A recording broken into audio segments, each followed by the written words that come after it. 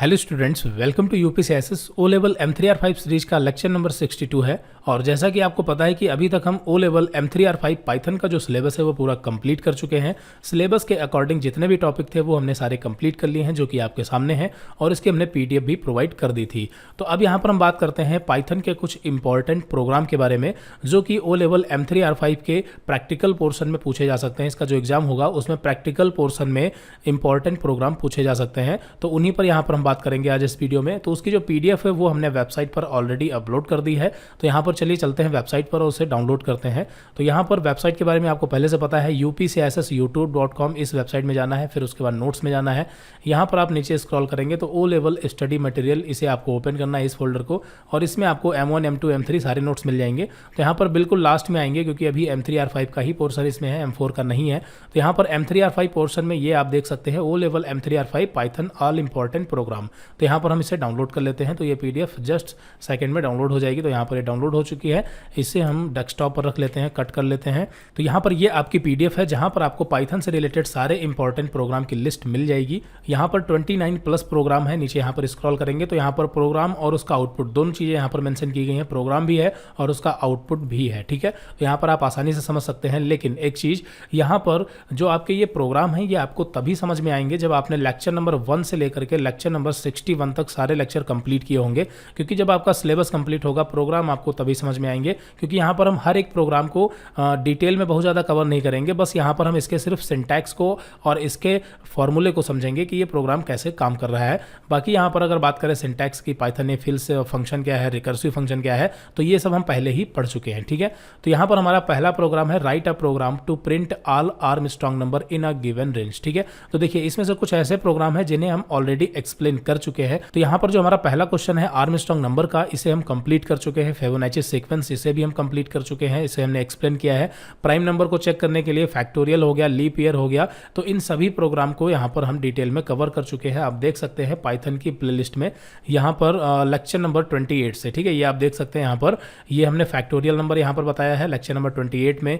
यहाँ पर हमने इंटीजर नंबर को रिवर्स करना बताया है लेक्चर नंबर 29 में। और इसी तरह से यहाँ पर आप नीचे स्क्रॉल करेंगे तो इसमें हमने कई सारे प्रोग्राम पहले ही डिस्कस कर लिए हैं। लीप ईयर को चेक करना हो गया, प्राइम नंबर को चेक करना हो गया, आर्मस्ट्रांग को चेक करना हो गया, ठीक है, आर्मस्ट्रांग नंबर को। तो ये यहाँ से आप देख सकते हैं प्रीवियस वीडियो। ठीक है, यहाँ पर हमें दोबारा एक्सप्लेन करने की जरूरत नहीं है। ये आपके फिबोनाची सीक्वेंस हो गया, जीसीडी कैलकुलेट करने के लिए हो गया। यहाँ पर ये बबल सॉर्ट, यानी कि लिस्ट को सॉर्ट कैसे करते हैं बबल सॉर्ट मेथड का यूज करके, ये भी यहाँ पर हमने देखा है। ठीक है, तो ये यहाँ से आप देख सकते हैं ये वीडियो। ठीक है, तो ये प्रोग्राम हम दोबारा एक्सप्लेन नहीं करने वाले, जो इसमें न्यू प्रोग्राम है उन पर बात करते हैं। तो यहाँ पर पैलिंड्रोम नंबर की बात करते हैं। ठीक है, पैलिंड्रोम नंबर को हमने देखा नहीं है, हालांकि पैलिंड्रोम नंबर काफ़ी इजी है ये प्रोग्राम। यहाँ पर प्रोग्राम नंबर 7।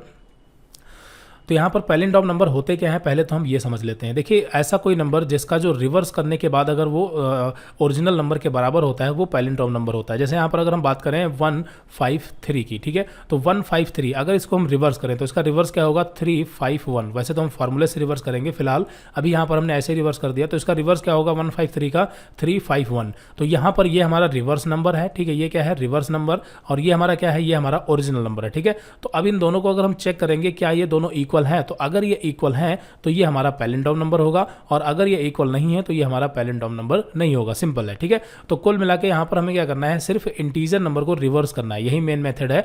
बाकी रिवर्स करने के बाद जब हम उसे वेरिएबल में स्टोर करेंगे तो उसको ओरिजिनल नंबर से यहाँ पर हम चेक कर लेंगे, अगर इक्वल होते हैं तो नंबर इज पैलिंड्रोम, वरना नहीं है। ठीक है, तो इंटीजर को रिवर्स कैसे करते हैं ये हमने देख लिया है। ठीक है, तो यहाँ पर वही सेम चीज़ है। यहाँ पर क्या किया गया, यूजर से इनपुट लिया गया नंबर में, तो नंबर में हमें यूजर से इनपुट मिल गया। जैसे यहाँ पर हमने ले लिया 151 एग्जाम्पल के लिए, तो 151 का रिवर्स क्या होता है, 151 का रिवर्स 151 ही होगा। तो यहाँ पर ये जो 151 है ये एक पैलिंड्रोम नंबर है। ठीक है, यहाँ पर नीचे आप इसका आउटपुट भी देख सकते हैं 565। ठीक है, ये नंबर क्या है, एक पैलिंड्रोम नंबर है, तो यहाँ पर ये पैलिंड्रोम नंबर बता रहा है। ठीक है, फिर उसके बाद अगला प्रोग्राम है, write a program to multiply two number by repeated addition. Example यहाँ पर अगर 5 × 6, ठीक है, नॉर्मली आपको पता है कि 5 × 6 कितना होता है, 30 होता है, क्लियर है। लेकिन यहाँ पर अगर हम 5 को 6 के साथ मल्टीप्लाई कर देंगे तब तो 30 होगा, बट यहाँ पर हमें क्या करना है कि रिपीटेड एडिशन करना है, ठीक है, मल्टीप्लाई करना है बट रिपीटेड एडिशन से करना है। अब ये क्या होता है, तो देखिए अगर 5 × 6 है और इसे हमें रिपीटेड एडिशन के थ्रू यहाँ पर सॉल्व करना हो तो उसके लिए हम क्या करेंगे, 5 × 6 को यानी कि हम क्या करेंगे 5 + 5 + 5, ठीक है, ये 6 टाइम करेंगे इस तरीके से, तभी तो इसका रिजल्ट क्या होगा, सेम ही होगा ना, 5 + 5 + 5 6 टाइम। तो यहाँ पर इसे हम टोटल करेंगे तो क्या होगा 30 होगा, बिल्कुल वही सेम चीज़ है, हमें रिपीटेड एडिशन के साथ में यहाँ पर मल्टीप्लिकेशन करना है। तो 5 × 6 ना करके हम क्या करेंगे 5 + 5 + 5 + 5 कर देंगे, सिंपल सा है, यहाँ पर आप देख सकते हैं। तो यहाँ पर ये इसका प्रोग्राम है, सिंपल सा प्रोग्राम है। यहाँ पर हमने 2 नंबर लिए, यहाँ पर एक 5 और दूसरा 6, ठीक है। तो यहाँ पर हमें क्या करना है 5 × 6, तो इसका रिजल्ट क्या होगा 30 होगा, लेकिन यहाँ पर इसे हमें रिपीटेड एडिशन में करना है, ठीक है। तो हमने क्या किया, टोटल में यहाँ पर 0 असाइन कर दिया और एक लूप चला दिया, ठीक है। लूप कैसे चलाया, for i in range num2, num2 में क्या है 6 है, num2 में क्या है 6 है। तो यहाँ पर हमने स्टॉप वैल्यू क्या रखी 6, तो i में फर्स्ट टाइम में क्या आएगा 0, i में क्या आएगा फर्स्ट टाइम में 0 आएगा। और ये लूप कितनी बार चलेगा, 0 चलेगा, फिर 1 2 3 4 और 5 तक चलेगा, क्योंकि यहाँ पर 6 है, ये -1 तक चलता है, तो 0 से 5, ठीक है। तो ये लूप कितनी बार चलेगा, देखिए यहाँ पर लूप 6 बार चलेगा और हमें 6 बार चलाने की ही जरूरत है। और जितनी बार भी लूप चलेगा उसमें हम क्या करेंगे, जो नंबर 1 वाला है इसमें टोटल के साथ ऐड करते रहेंगे, यानी कि पहली बार में क्या होगा 5, दूसरी बार में क्या होगा 5 + 5, तीसरी बार में क्या होगा 5 + 5 + 5, और इस तरीके से जब यहाँ पर लूप हमारा 6 बार चलेगा तो यहाँ पर 6 टाइम 5 + 5 इस तरह से ऐड हो जाएंगे और वो वैल्यू हमें टोटल में मिलेगी। टोटल को हमने प्रिंट कर दिया, सिंपल सा प्रोग्राम है। तो यहाँ पर ये प्रोग्राम बिल्कुल ही सिंपल था। अगर आपने पूरा सिलेबस कंप्लीट किया है, पाइथन का सारे लेक्चर देखे हैं, तो यहाँ पर ये आपको तुरंत समझ में आ गया होगा, क्योंकि यहाँ पर हम ये सब छोटी छोटी चीज़ें पहले ही एक्सप्लेन कर चुके हैं, ठीक है। बस यहाँ पर आपको सिर्फ लॉजिक बिल्डिंग यहाँ पर हमें बताना है और आप प्रोग्राम बना सकते हैं। फिर उसके बाद इसी प्रोग्राम को हमने रिकर्सन मेथड से भी बताया है, तो यहाँ पर आप इसको भी देख लें क्योंकि एग्जाम में पूछा जा सकता है। और यहाँ पर रिकर्सन मेथड को भी हमने एक्सप्लेन किया है, अगर आपने रिकर्सन को अच्छे से समझा है तो यहाँ पर ये आपको समझ में आ गया होगा कि रिकर्सन कैसे काम करता है, ठीक है। तो यहाँ पर आप अपना इसको देखें, समझें, समझ में आ जाएगा, कोई दिक्कत वाली बात नहीं है। नीचे यहाँ पर ये इसका आउटपुट है, ठीक है। फिर नीचे यहाँ पर स्क्रॉल करते हैं, अगला है यहाँ पर जीसीडी कैलकुलेट करने के लिए, तो इसके बारे में भी हम पूरा डिटेल में समझ चुके हैं, जैसा कि हमने दिखाया था। हमने यहाँ पर जीसीडी कैलकुलेट करने के लिए लेक्चर नंबर 38 में बताया है, ठीक है। यहाँ पर आप देख सकते हैं।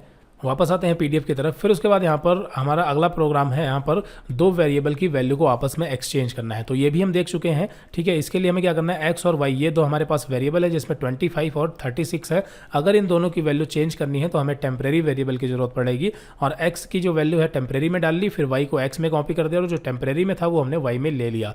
तो इस तरह से दोनों वेरिएबल की वैल्यू जो है वो आपस में एक्सचेंज हो जाएगी, ठीक है। बाकी इसको हम बिना टेम्परेरी वेरिएबल के भी कर सकते हैं। चलिए यहाँ पर इसे आपको हम बता देते हैं, ये हमने अभी नहीं बताया है अभी तक। तो यहाँ पर हमने x, y, ठीक है, या फिर x = 5 और y = 9 कर दिया। अभी हमें क्या करना है कि हमें 9 को, ठीक है, x में असाइन करना है और जो 5 है हमारा उसे y में डालना है, ठीक है। यानी दोनों वेरिएबल की वैल्यू चेंज करनी है। तो टेम्परेरी वेरिएबल का यूज करके तो हम तुरंत कर सकते हैं, यहाँ पर बिना टेम्परेरी वेरिएबल का यूज किए भी हम दोनों की वैल्यू चेंज कर सकते हैं। कैसे, देखिए यहाँ पर हम क्या करेंगे x, y, ठीक है, यहाँ पर सिंगल 1 लाइन स्टेटमेंट लिखेंगे तभी ये पॉसिबल है। तो यहाँ पर x, y = हम क्या करेंगे y, x कर देंगे। तो इससे क्या होगा, इससे जो y की वैल्यू है, आपको पता है कि यहाँ पर हम एक साथ 2 वेरिएबल में वैल्यू असाइन कर रहे हैं, y की वैल्यू x में जाएगी और x की वैल्यू y में जाएगी। अब आप सोच रहे होंगे कि ये कैसे होगा, ठीक है। देखिए नॉर्मली क्या होता है कि यहाँ पर अगर हम अलग अलग लाइन में करते हैं, जैसे हमने क्या कर दिया, यहाँ पर हमने कर दिया x = y, क्लियर है, और यहाँ पर हमने नेक्स्ट लाइन में क्या कर दिया y = x। तो इस कंडीशन में यहाँ पर गड़बड़ हो सकती है, क्यों, क्योंकि यहाँ पर x में क्या था 5, यहाँ पर क्या था y में 9, फिर यहाँ पर y में क्या था, देखिए पहले यहाँ पर करंट टाइम में y में क्या है, करंट टाइम में y में 9 है, ठीक है, क्योंकि ऊपर भी 9 था। तो यहाँ पर x की वैल्यू क्या हो जाएगी, x की वैल्यू हो जाएगी 9, क्योंकि y को हम x में असाइन कर रहे हैं, ध्यान से समझना। तो x में क्या असाइन हो गया 9, ठीक है, क्लियर है। अब चूंकि x में यहाँ पर इस लाइन में ऑलरेडी 9 हो चुका है, तो यहाँ पर अगर हम नेक्स्ट टाइम फिर से करेंगे y = x, यानी कि x में जो कि ऑलरेडी 9 है, तो यहाँ पर जो x में 9 है वही y में भी चला जाएगा 9, तो यहाँ पर y की वैल्यू भी 9 ही हो जाएगी इस तरीके से, ठीक है। लेकिन इस तरीके से नहीं होगा, इसमें क्यों नहीं होगा, क्योंकि ये सिंगल लाइन यानी 1 लाइन स्टेटमेंट है। तो इसमें क्या होता है कि = के साइड में जो 2 वेरिएबल है इसकी वैल्यू को पहले रीड किया जाता है, क्योंकि ये राइट टू लेफ्ट काम करता है, ठीक है। तो यहाँ पर क्या होगा कि राइट की ये दोनों वैल्यू को रीड करेगा और लेफ्ट में ये सिंगल अलग अलग यहाँ पर असाइन कर देगा। y की वैल्यू x में जाएगी और x की वैल्यू y में जाएगी। तो अगर यहाँ पर अभी हम इन दोनों को डिलीट कर देते हैं, ठीक है, ध्यान से समझना, तो यहाँ पर y में क्या है करंट टाइम में, y में 9 है और x में क्या है, x में 5 है। तो यहाँ पर जब प्रोग्राम रन होगा तो ये राइट टू लेफ्ट चलेगा, जिससे y में ये क्या रीड करेगा कि 9 है और x में क्या रीड करेगा कि 5 है। तो यहाँ पर ये जो फर्स्ट वाली वैल्यू है ये फर्स्ट वेरिएबल में असाइन कर देगा, यानी कि 9 को x में असाइन कर देगा, और जो सेकंड वैल्यू है जो कि 5 है वो यहाँ पर y में असाइन कर देगा। ठीक है, बात समझ में आ गई। लेकिन जब ये इन दोनों को हम अलग अलग लाइन में असाइन करते हैं तो यहाँ पर हमें टेम्परेरी वेरिएबल की जरूरत पड़ती है। क्लियर है, बात समझ में आ गई होगी। तो इस तरीके से हम बिना टेम्परेरी वेरिएबल का यूज किए भी कर सकते हैं। ठीक है, बाकी इसको अगर आप प्रिंट करके देखना चाहें तो देख सकते हैं। यहाँ पर x को प्रिंट करेंगे तो हमें क्या मिलेगा, 9 मिलेगा। ठीक है, बात समझ में आ गई होगी। तो इस तरीके से हम दो वेरिएबल की वैल्यू चेंज कर सकते हैं विदाउट टेम्परेरी वेरिएबल यूज करके और टेम्परेरी वेरिएबल यूज करके। दोनों चीजें समझ ली, आगे बढ़ते हैं।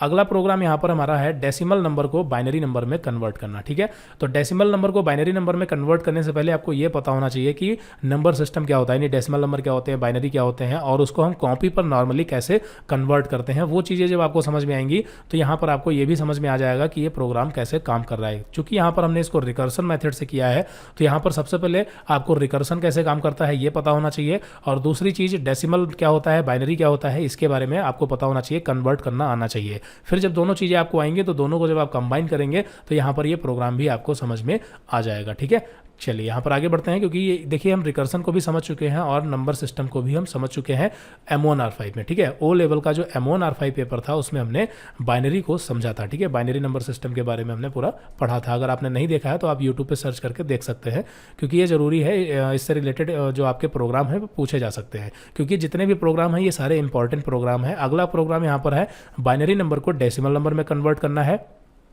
तो यहाँ पर बाइनरी को डेसिमल में कन्वर्ट करने के लिए भी हमारा प्रोग्राम है, जिसमें हमने यहाँ पर फंक्शन भी यूज़ किया है और लूप का यूज़ किया है। यहाँ पर रिकर्सन का यूज़ नहीं किया, ध्यान रखना, यहाँ पर रिकर्सिव फंक्शन हमने यूज़ नहीं किया है। नॉर्मल फंक्शन है जो कि यहाँ पर बाइनरी नंबर को डेसिमल में कन्वर्ट करेगा।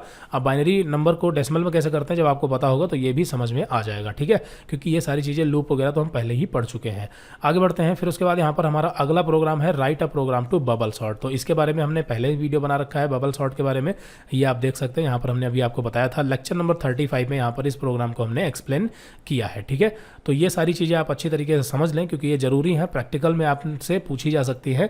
क्योंकि प्रैक्टिकल जो आपका एग्जाम होगा ओ लेवल का प्रैक्टिकल पोर्शन वाला, उसमें प्रोग्राम ही पूछे जाएंगे। ठीक है, बाकी आपका एमसीक्यूज तो आपका थ्योरी में पूछा जाएगा, जिसके बारे में आने वाले वीडियोस में हम देखेंगे एमसीक्यूज। तो यहाँ पर प्रोग्राम नंबर 13 तक हमने सारा एक्सप्लेन कर दिया है। जो प्रोग्राम हम पहले ही एक्सप्लेन कर चुके हैं उसके वीडियो भी हमने बता दिए कहाँ से मिलेंगे। अब यहाँ पर प्रोग्राम नंबर 14 से हम अगली वीडियो में बात करेंगे, जिसमें हम हर एक प्रोग्राम को डिटेल में समझेंगे, क्योंकि ये सारे प्रोग्राम थोड़ा सा नए हैं। ठीक है, कैसे काम करते हैं इनका हम प्रैक्टिकल भी देखेंगे साथ ही साथ। तो इस वीडियो में इतना ही, मिलते हैं अगली वीडियो में। Okay, so thanks for watching this video.